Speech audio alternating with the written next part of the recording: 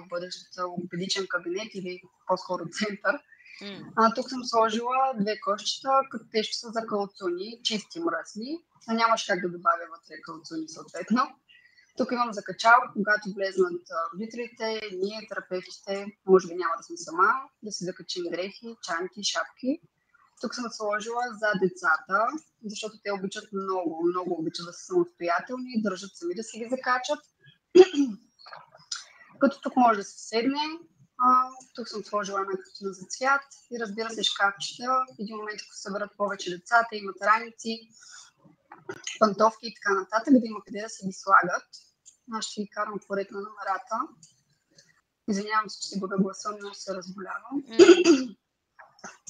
Така, тук какво съм сложила? Аз нямам килер, затова съм сложила комплект за баня. Шкафове с огледало, с мивка, като разбира се могат да се слагат най-различни неща. Тук долу могат да са препарати.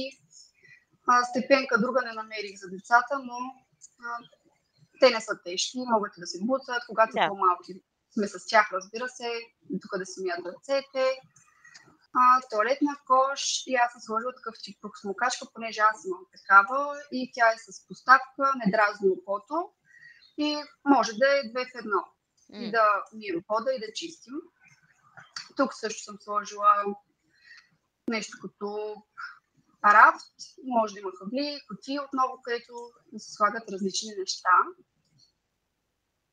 Така, тук това е нещо 2 в 1. Стая за отдих, тук може да се логопедите, когато се почиват. Понякога връзката майка-дете трудно е да се разделят, затова много често родителите чакат някъде децата си. Тук един родител спокойно може да изчака детето си. Тук съм сложила рафт, където е принтера. Разбира се, има пространство за много други неща. Кухня. Сложила съм кана за вода, микроволнова кафе-машина и хладилник. И отново казвам, може много неща да се сложат. Една картина за цвят отново.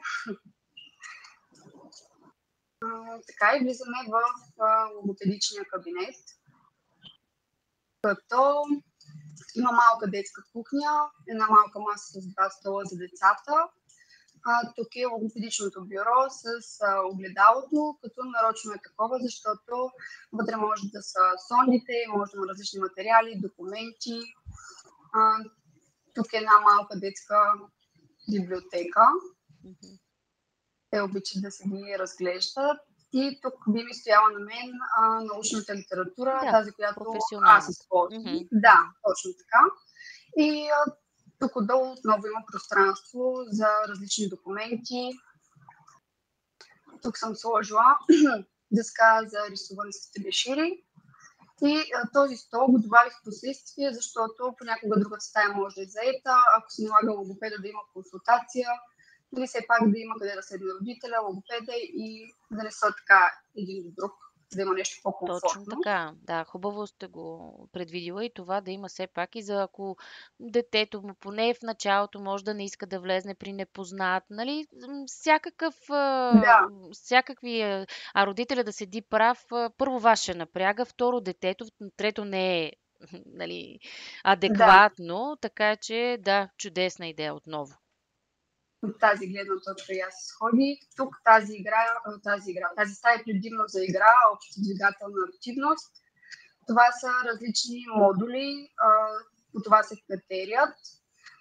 Тук също това е по-голям модул, като тези модули с тях става страхотна игра на ушки, те строят различни неща, къщи, влак, кораб. От играта на ушки излизат много важни неща, много важна информация. Също служат за баланс, координация, могат да се вкарат в много различни игри, може да се сортира с тях, може да се използва обекта, примерно за предложни отношения, нагледно на себе си.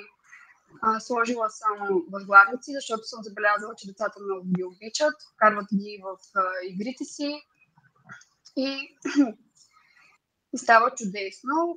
Тук съм сложила място, на което да има различни игри за финна моторика. Разбира се, може да има и много други неща, като аз всъщност не казах в предния логопедичен кабинет. Тук сега ще влезем директно. През стената. Съм сложила Да, съм Нищо. сложила кутии, защото М. аз обичам организацията. Всяка кутия може да е надписана, може да има игри за памет тук, настолни игри и такъв тип идея ми дойде на мен. То ще ви Затова съм го трябва да направила, сте да. организирана с всичките материали, Да, особено ако ви влизат едно след друго деца в различни възрастови категории, с различни нарушения или потребности. Действително това е бързо, оперативно, изисква време обаче да го поддържате. Точно както една да, стандартна стая, разбира се, детска. абсолютно да. И затова съм ги сложила. Много Тук хубаво. е по същия начин, отново е с кутии, но тук по-скоро си го представям. Може да стане един ден игра за психомоторика. Това е М. много интересна терапия. Там всичко е чрез играта. Но аз определено не съм само за това детето да стои на бюрото, на масата и на стола. Мисля, че трябва да има движение. М. И това е общо взето това, което аз си представям. Много ви благодаря за вниманието. И аз благодаря.